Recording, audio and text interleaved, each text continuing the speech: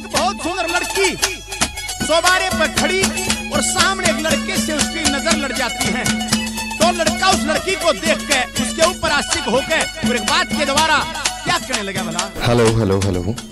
My name is Vishwas Chauhan and I'm from Haryana. Thanks for this judgmental reaction. So आप लोगों में से कितने लोगों को लगता है कि बचपन का प्यार इज द क्यूटेस्ट लव? मुझे भी ऐसा ही लगता है. मैंने जिससे प्यार किया था उसका नाम पूनम था. मैं पहले सबसे पहले बता दूं कि पूनम कैसी दिखती थी. वो आपने अभी जो रिमिक्स गाने आते हैं देखे हैं, उनके अंदर एक रैपर होता है और रैपर के पीछे 3-4 काले काले लड़के होते हैं. तो मेरी पूनम बॉय कट रखती थी, पैंट शर्ट पहनती थी और बाय गॉड ग्रेस वो एक रेसलर भी थी. दुनिया के किसी भी रिलेशनशिप में एक पार्टनर दूसरे पार्टनर से कैसे मिलता है? अगर आप किसी स्मॉल टाउन में हो तो लड़की बाल पीछे कर लेगी. अगर आप दिल्ली बॉम्बे में हो तो चलो हाथ मिला लिया, गले मिल लिए, अरे कर लिया. मैं दुनिया का एक लौता ऐसा मर्द हूं जिसकी गर्लफ्रेंड उसको देखते ही पता क्या करती थी?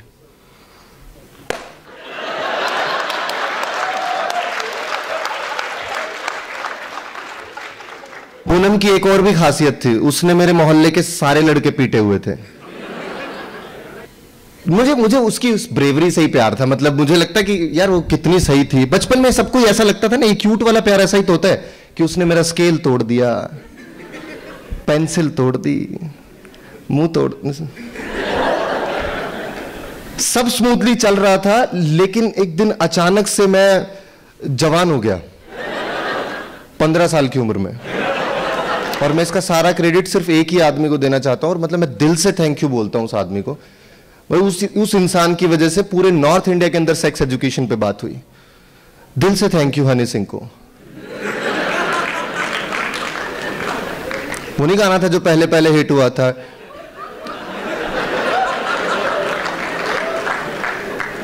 नहीं रिलेट कर पाए, टिंग टिंग टिंग. उस गाने की ना एक खासियत है कि जब आप उस गाने को सुनोगे तो आपके अंदर कुछ भावनाएं उमड़ेंगी. और वो गाना सुनने के बाद मुझे पता चला कि ये सच्चा प्यार है. लेकिन बीइंग ए हरियाणवी हमें एक बात और बचपन से सिखाई हुई है कि अगर कोई भी भावना उमड़ेगी तो शादी करनी पड़ेगी. नहीं, उसका रीजन है हमारे यहां होटल्स नहीं है ना.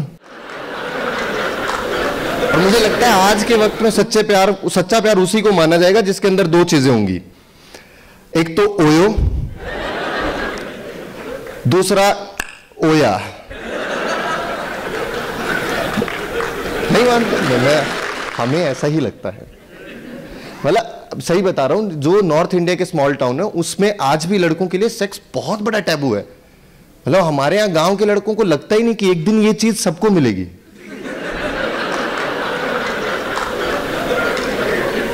उनका सेक्स से वैसा ही रिलेशन है जैसा अर्नब गोस्वामी का राहुल गांधी के साथ है.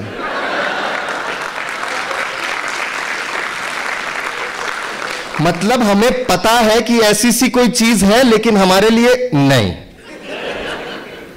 सेक्स बिल्कुल ऐसा हम लोग ज्यादा इंट्रोड्यूस है ही नहीं. मैं मुंबई गया तब जाके मुझे पता चला कि सेक्स करने के लिए मन होता है. घंटा औरतों का ही होता होगा. मैं एक फैक्ट आप लोगों से शेयर कर रहा हूं कि एक औरत की वर्जिनिटी बाय चॉइस होती है और एक मर्द की वर्जिनिटी बाय चांस होती है.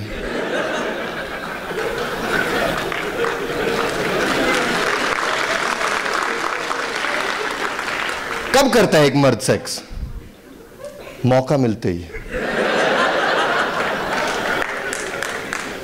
सेक्स करने के लिए मर्द तब तक सेक्स करता है जब तक उससे हो सकता है. उसे एक बार भी महसूस होगा, उसे लगता है मेरी जिम्मेदारी है. भारत के जितने भी मर्द हैं सबकी एक ही स्ट्रेटेजी है कि जब तक अरमानों का किला खड़ा है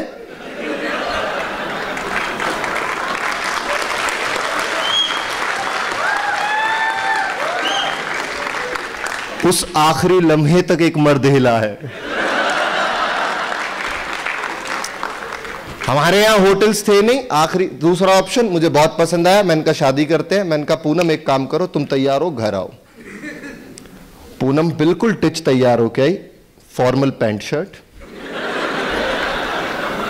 साइड की मांग, और वो नोक वाले जूते आते हैं ना। मैंने कहा ठीक है, जो पहन के आ गई है वो तो ठीक है, लेकिन घर में कुछ बोलियो मत, क्योंकि इस घर में एक औरत रहती है जिसने बचपन में मेरा नाम यूं ही कालू रख दिया था। तो ये इसके साइड इफेक्ट कुछ भी हो सकते हैं। पूनम आई, बैठी रूम के अंदर, मम्मी की एंट्री और मेरी फट गई।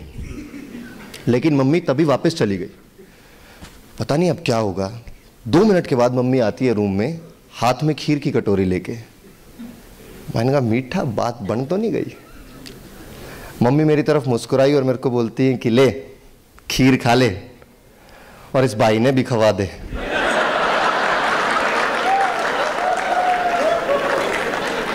Okay, that was my time. Thank you so much. किसान कॉमेडी का पहलवान, नाम मेरा विश्वास चौहान। आया फिर से हूँ तुमको हंसाने, लेके अपनी मैं हंसी की दुकान।